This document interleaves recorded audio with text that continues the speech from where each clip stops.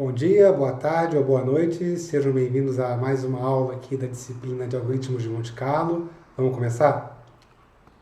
Na aula de hoje a gente vai falar sobre distribuição estacionária, tempo de chegada, distância de variação total, convergência, reversibilidade, passeios aleatórios e processos de nascimento e morte. Então a gente vai dar continuidade aqui a cadeias de Markov, apresentando todos esses conceitos na aula de hoje. Então vamos começar recapitulando, né? A cadeia de Markov que a gente viu na aula passada é definida por um conjunto S, que é o espaço de estados da cadeia de Markov, por uma matriz P de transição entre os estados, e aí o que a gente vai ter é uma sequência x de t de variáveis aleatórias que determina o estado da cadeia no instante de tempo t, para t igual a 0, 1, 2, 3. Em particular, a gente está interessado, né, na probabilidade de x de t ser igual a S, ou seja, da minha cadeia de Markov se encontrar no estado S no tempo t. A gente vai chamar essa probabilidade de π de S de t.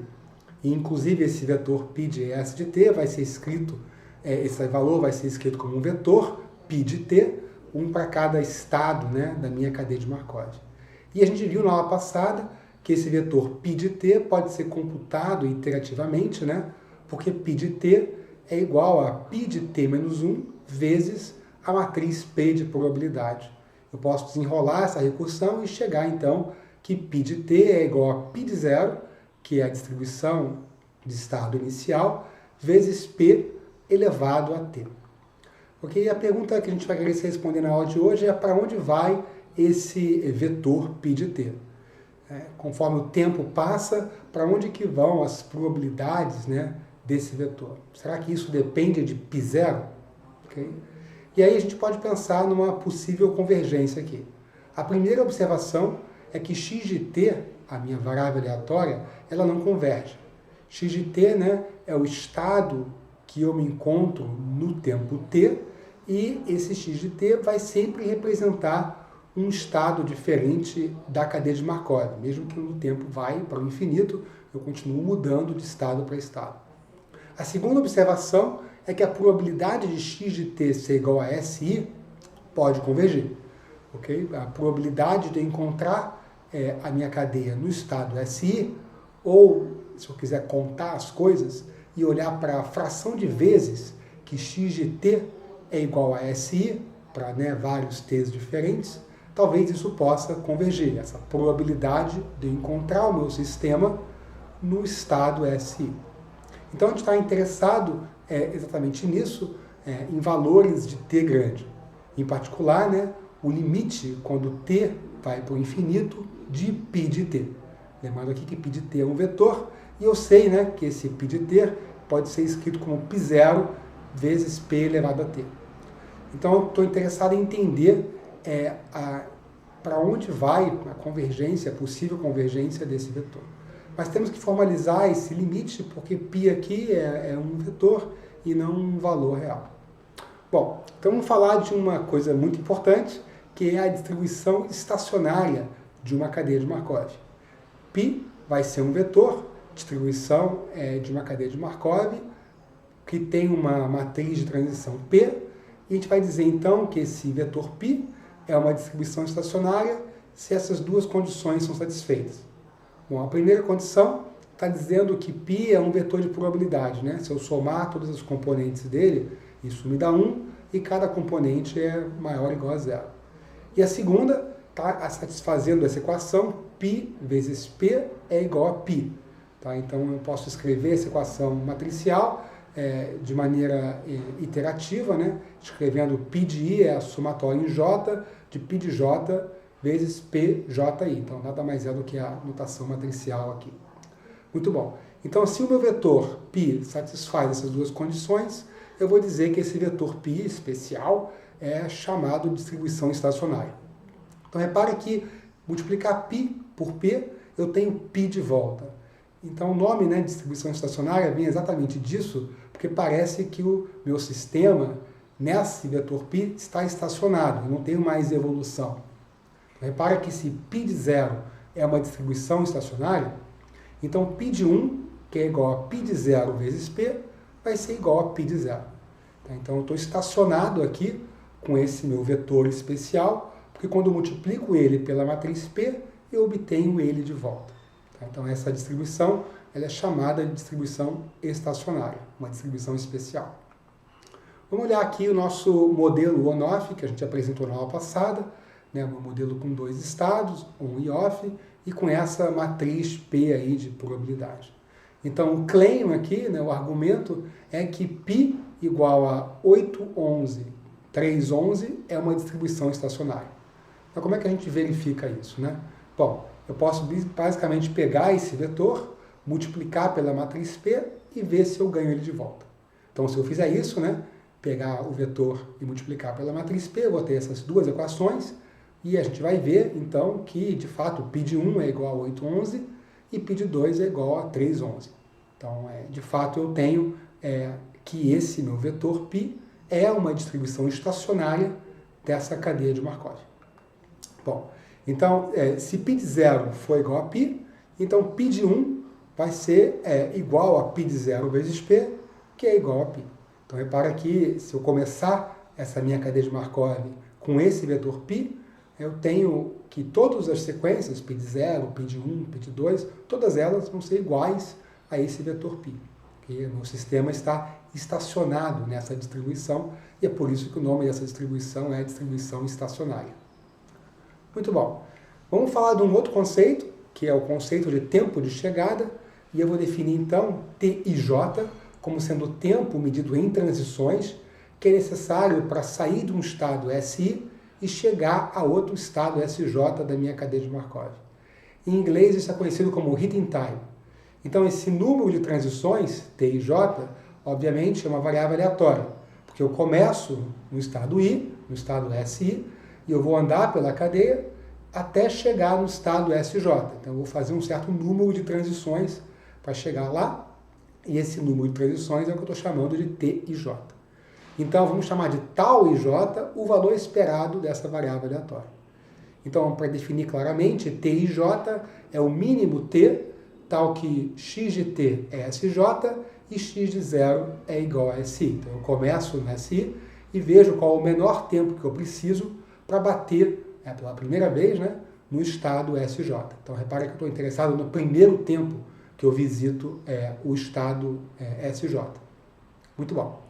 Então, se I igual a J, então esse tal II é chamado de tempo médio de retorno ao estado SI, porque eu estou saindo do estado SI, passeando pela cadeia e voltando a ele pela primeira vez. Então, é o número médio de transições para sair e voltar a um estado.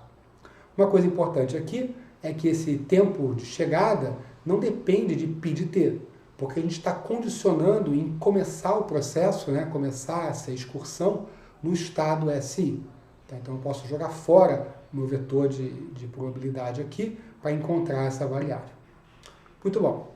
Agora vamos falar de um teorema, que é um teorema muito importante, que vai relacionar duas coisas que a gente acabou de ver.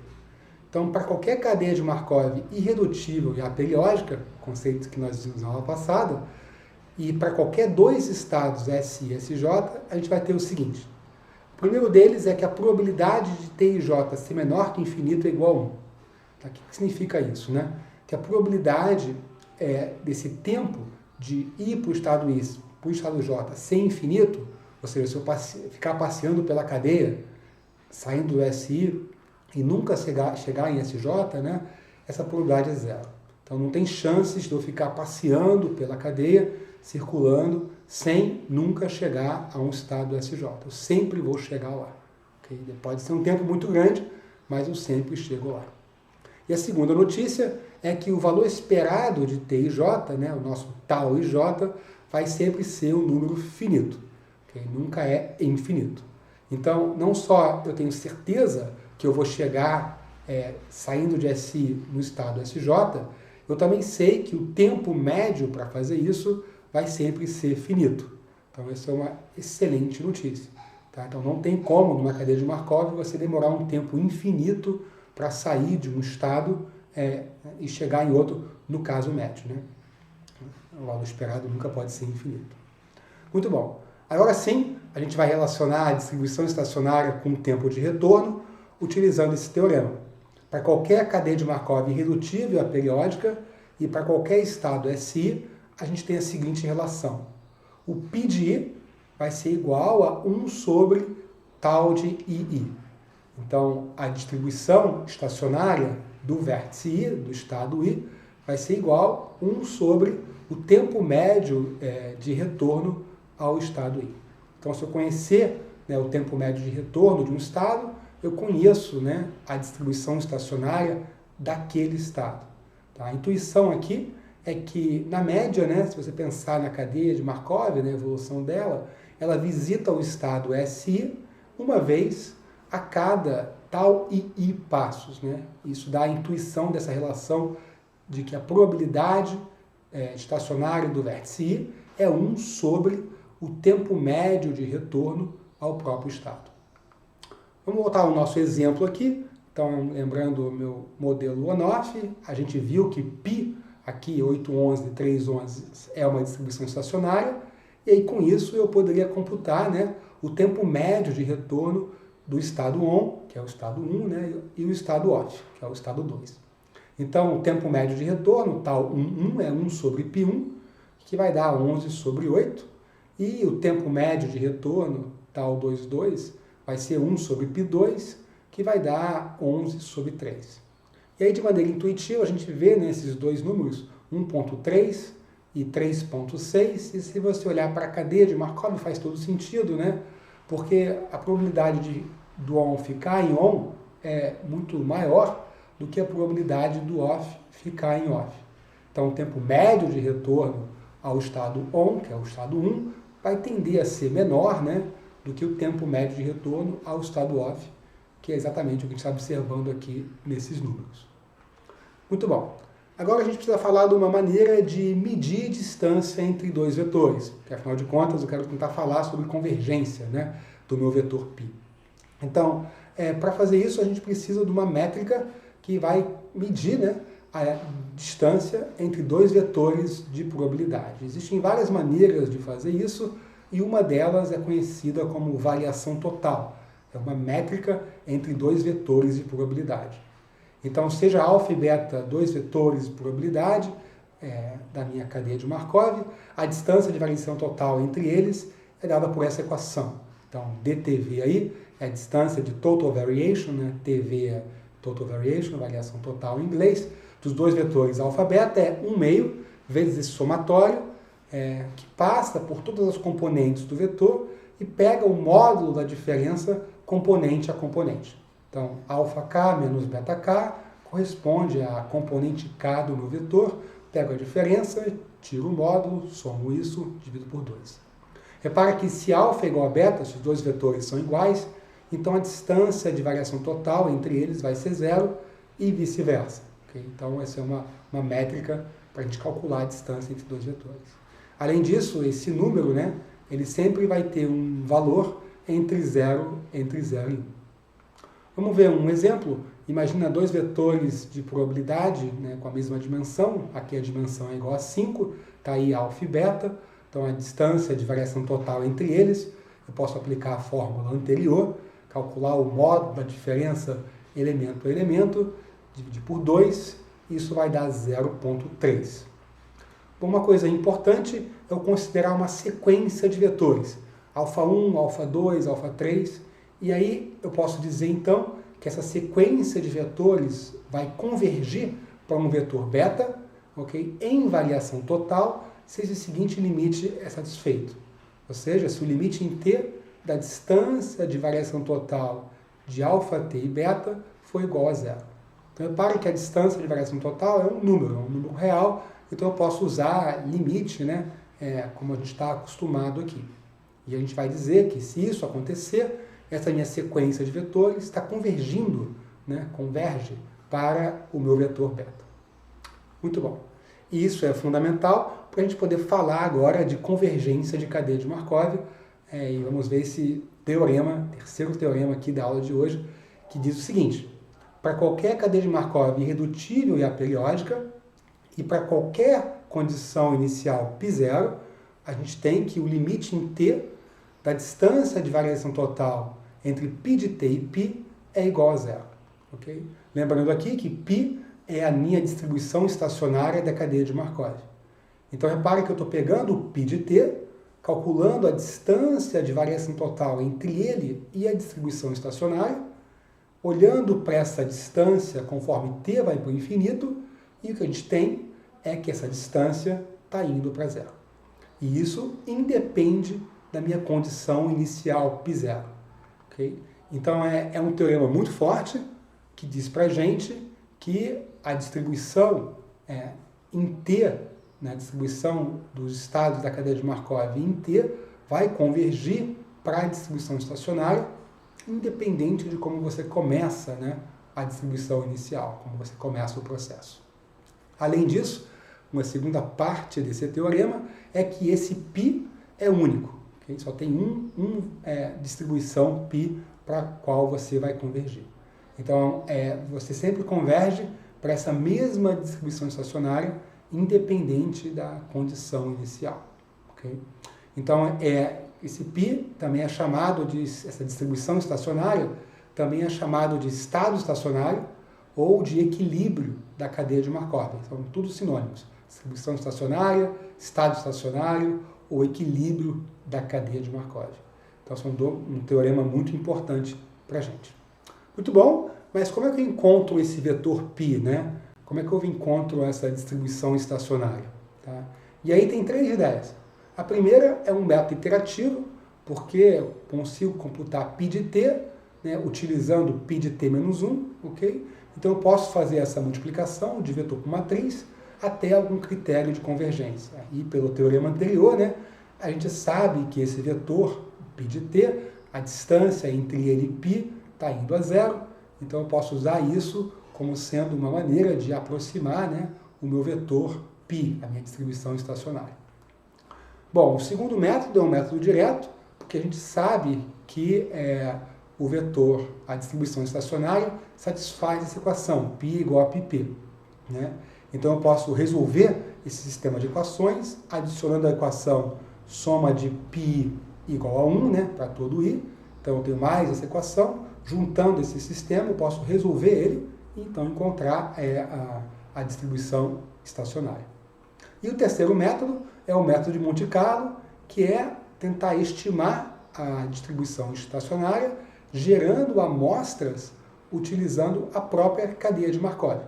Então eu posso tentar estimar π de i, ou estimar tal i, né, que é o tempo médio de retorno para todos os estados, utilizando o método de Monte Carlo, e aí, com esse estimador, calcular, né, estimar a minha distribuição estacionária. A gente vai falar um pouco sobre isso daqui a algumas aulas, esse método de Monte Carlo.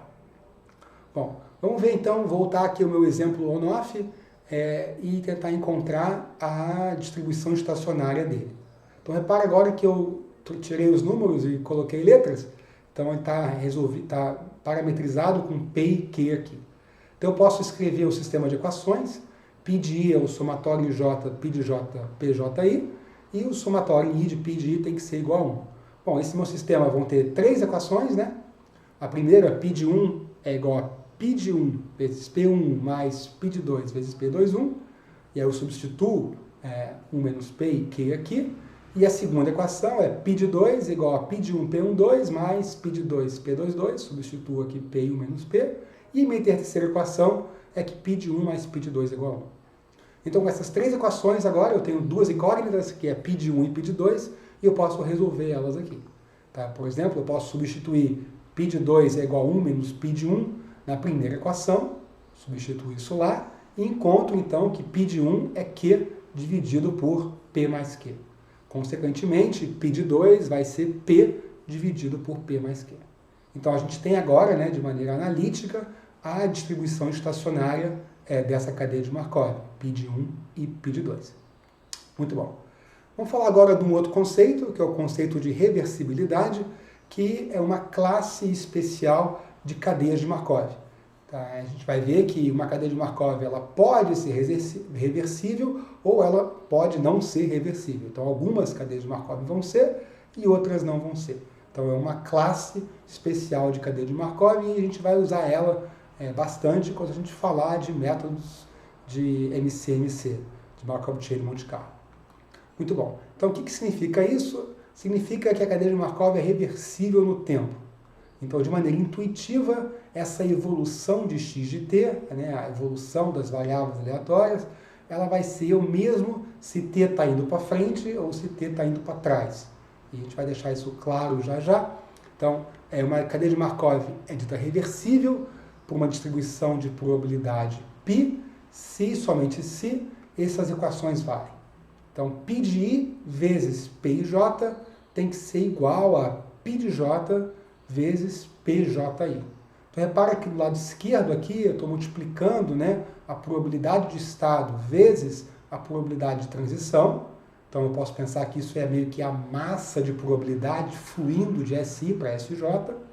E do lado direito, eu tenho, né, o π de j vezes pji, que é a massa de probabilidade fluindo de SJ para SI. Se essas duas massas são iguais para todos os estados I e J da minha cadeia, então eu vou dizer que essa distribuição de probabilidade, né, induz uma cadeia de Markov reversível. Além disso, se essa distribuição de probabilidade induz a cadeia de Markov reversível, esse π também é a distribuição estacionária da minha cadeia. Então, a boa notícia, né, é que se a cadeia é reversível, então o π que satisfaz essas equações é o mesmo π da distribuição estacionária.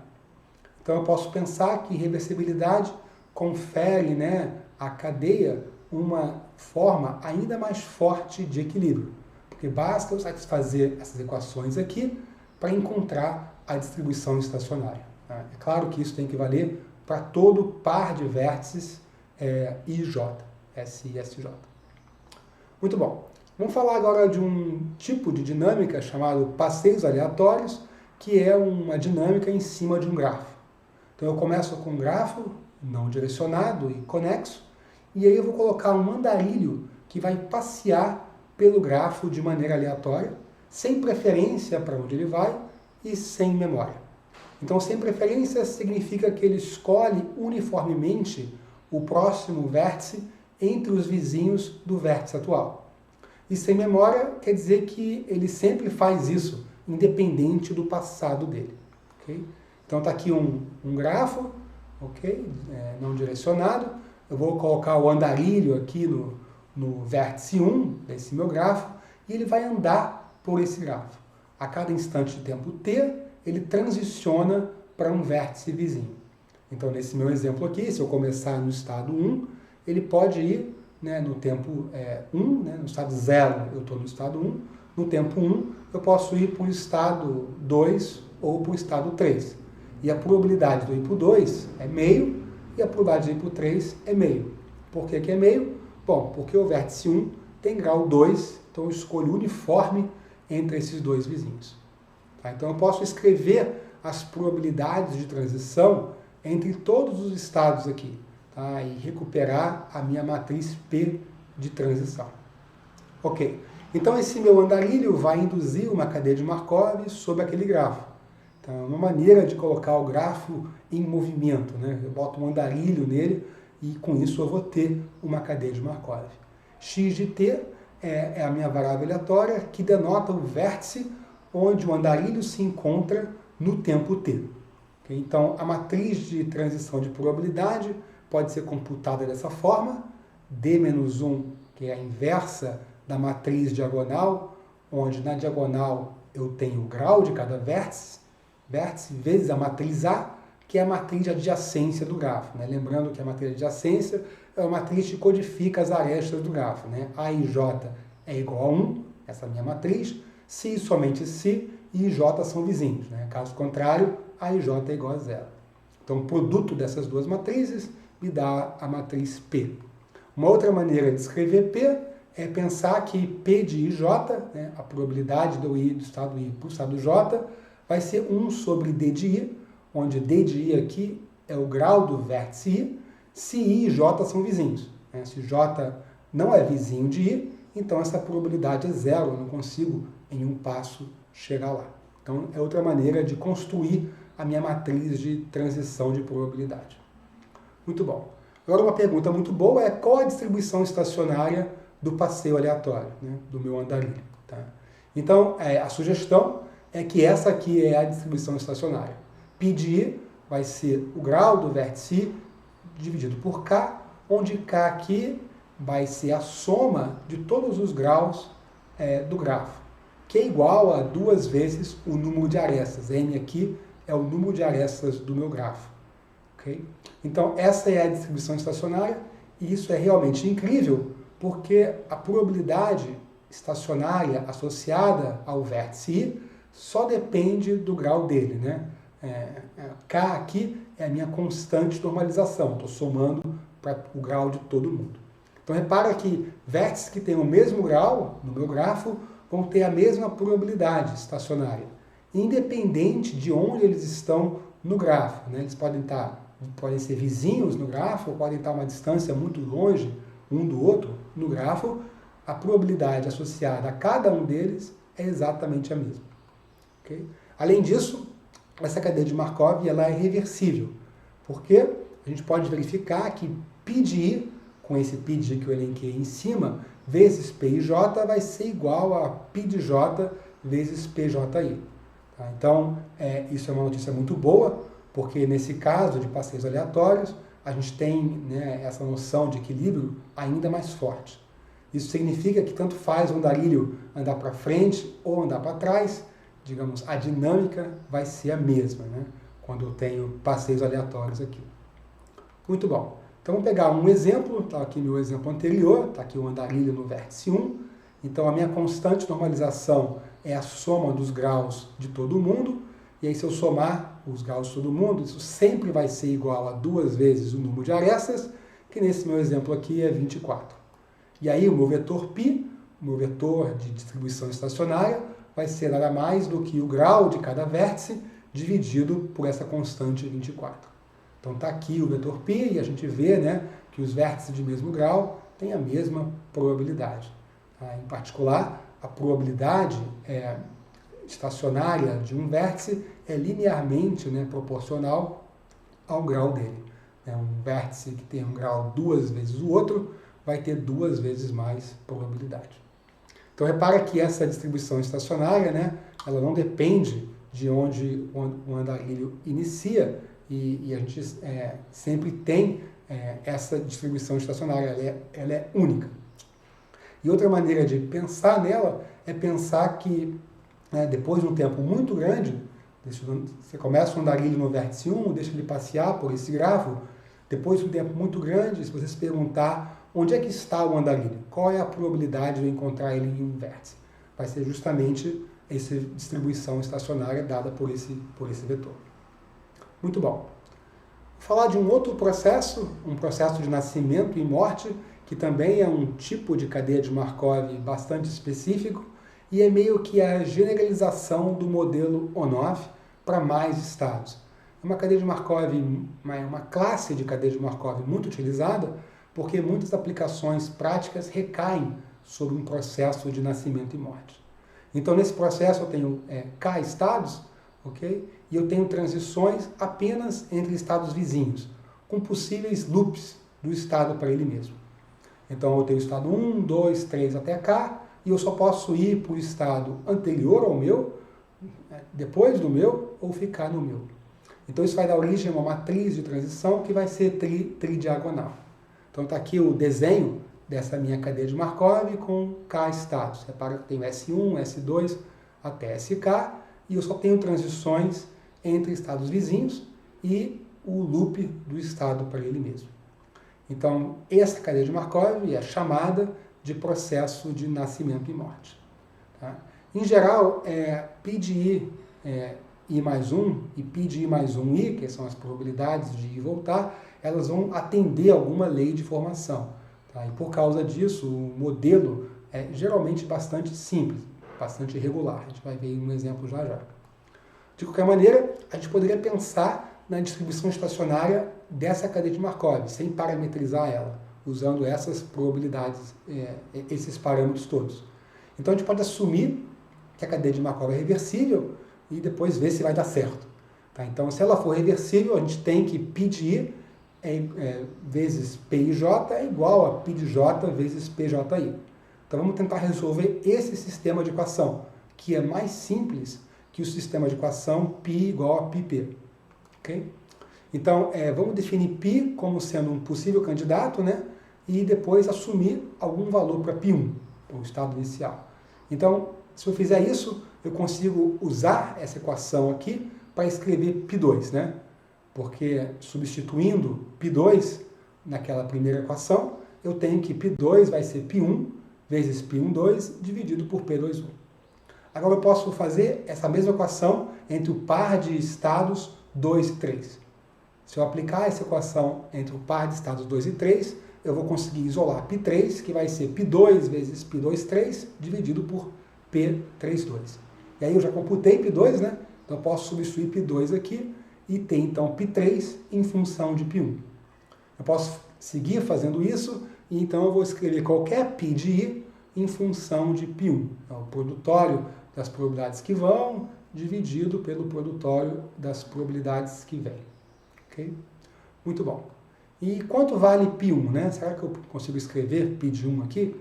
Bom, para escrever π de 1, eu vou precisar da minha outra equação, que é somatório de i, né, para i igual a 1 até k, tem que valer 1. Então, por causa disso, eu posso escrever isso para todo mundo, ok? E aí, com isso, eu vou isolar π de 1 e, bom, basicamente, eu consigo escrever que π de 1 vai ser 1 sobre esse meu somatório. Então, esse menos 1 aí é 1 sobre aquele meu somatório ali. Então, repare que agora eu tenho uma expressão fechada para π de 1, que só depende dos parâmetros do modelo. Então, eu consegui encontrar a distribuição que satisfaz aquelas equações, logo, essa distribuição é a distribuição estacionária e esse processo de nascimento e morte é reversível. Então, essa é uma boa notícia. Vamos ver um exemplo mais simples de um processo de nascimento e morte, que é o modelo de filas, né? Filas são sempre modeladas com um processo de nascimento e morte. Então, considere uma fila onde a cada instante de tempo discreto eu tenho uma chegada ou uma saída de objeto, ou nada acontece, ok? Então, uma chegada acontece com probabilidade P e uma saída acontece com probabilidade Q. E, claro, P mais Q tem que ser menor do que 1. Com probabilidade 1 menos P mais Q, nada acontece. Então, essa fila vai ter capacidade para armazenar K maiúsculo objetos. Ok. Então, repare que isso vai dar origem a um modelo de nascimento e morte, né, Birth Death Process, com K mais 1 estados, que é a fila vazia, depois 1 na fila, 2 na fila, até K na fila. As probabilidades de transição são bem simples, né? A probabilidade de chegar alguém, ou seja, de aumentar o tamanho da fila em uma unidade, que é o P de I mais 1, vai ser igual a P. E a probabilidade de sair alguém, que é diminuir o tamanho da fila em uma unidade, que é a probabilidade P de I mais 1 para I, vai ser igual a Q. Além disso, eu posso ficar no próprio estado com probabilidade 1 menos P menos Q. Tá? Então, essa é meu processo de nascimento e morte. E agora eu posso computar o estado estacionário dele. Okay? Então, usando as equações que nós vimos anteriormente, tudo simplifica, porque as minhas probabilidades de transição são todas constantes, né? P vai para um lado e Q vai para o outro. Então, π de I vai ser igual a π de 0 vezes P sobre Q elevado a I, tá? E π de 0 vai ser igual a essa equação aqui, quando P é menor do que Q. Muito bom. Vamos ver um exemplo agora mais numérico dessa minha fila. Vamos supor que K é igual a 10 e eu tenho a probabilidade de chegar alguém em 0,3 e a probabilidade de sair alguém em 0,4. Então eu posso aplicar as fórmulas anteriores e eu vou ter que π de 0 vai ser 0,261 e π de I vai ser π de 0 vezes 3/4 elevado a I. Ok? Muito bom. Então eu poderia responder agora perguntas sobre esse meu sistema de filas. Por exemplo, qual é a probabilidade da fila estar vazia? E essas perguntas vão ser todas respondidas em estado estacionário. Ou seja, eu deixo o meu sistema evoluir no tempo, por bastante tempo, e depois pergunto qual é a chance de, ao observar o sistema, encontrar ele com a fila vazia. Okay? Outra pergunta é qual é a chance de observar ele e encontrar ele com a fila cheia, né, com K pessoas, que é o número máximo de pessoas que eu consigo botar nessa fila.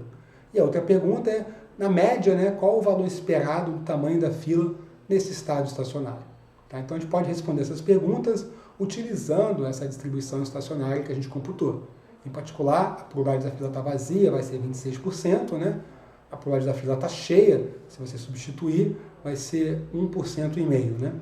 E eu poderia também computar o tamanho médio da fila, e que é basicamente computar o valor esperado dessa função que está aí, que é o valor esperado do tamanho da fila, usando a distribuição estacionária. Muito bom. Vou falar então de mais um exemplo para tentar ilustrar essa ideia de reversibilidade. Vamos pegar essa cadeia de Markov daqui. Então, repara que essa cadeia de Markov tem 4 estados, né? E ela é bastante simétrica, né? Todo mundo tem um loop, todo estado tem um loop dele para ele mesmo, um valor 0,1 e tem uma transição de saída, né? 0,3 para um lado e 0,6 para o outro, ok? A primeira pergunta é se a cadeia de Markov ela é irredutível, ok? E a resposta é sim, ela é irredutível. Você consegue sair de qualquer estado, chegar em qualquer estado sem problema algum. A segunda pergunta é se ela é periódica, se ela é aperiódica, desculpa. E a resposta é sim, em particular porque tem self-loops aí em todos os estados, então isso garante que ela é aperiódica. E aí uma pergunta boa é qual é a distribuição estacionária dela? Repara que a gente poderia construir o sistema de equações e resolver, ok? Mas eu quero apresentar uma outra técnica, que é a técnica da inspeção. Bom, se você olhar para essa cadeia de Markov, ela é muito simétrica, todos os estados parecem muito iguais. Então, se você tivesse dar um chute em qual seria a distribuição estacionária, o chute seria a distribuição uniforme.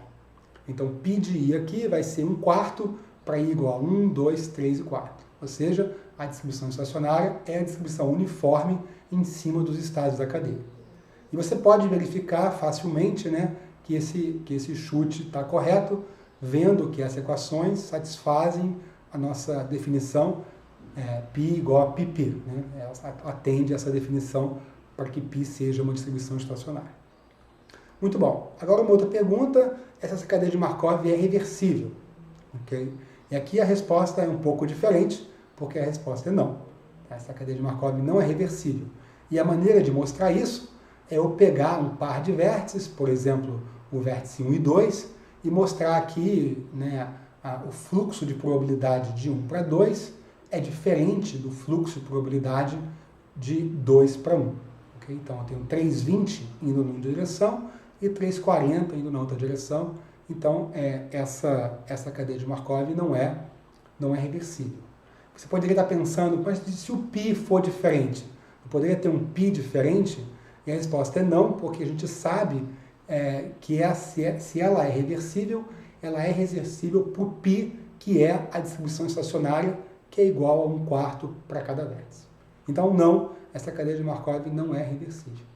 E a intuição aqui é você olhar para essa cadeia de Markov e se convencer que o tempo indo para frente e o tempo indo para trás vão dar origem a processos diferentes. Em particular, quando o tempo vai para frente, você vai ter, né, a cadeia girando mais no sentido anti-horário. Eu tenho 0,6 aí, né, de probabilidade para girar no sentido anti-horário. E se o tempo fosse para trás, né, eu estaria no sentido anti-horário. Okay? Então, a direção do tempo para frente ou para trás vai determinar a direção mais girada. Okay? Logo, não é reversível. Se o tempo estivesse indo para trás, né, você estaria vendo a cadeia girar mais ao contrário, no sentido horário. O tempo indo para frente, eu vou ver mais a cadeia girar no sentido anti-horário. Então, repara que isso indica que as duas dinâmicas não são iguais. Né? Então, ela não possui reversibilidade no tempo. Essa é a intuição aqui desse conceito de reversibilidade. Muito bom. Isso é tudo que eu tinha para falar hoje. A gente se vê aqui na próxima aula gravada ou na nossa aula síncrona. Até já!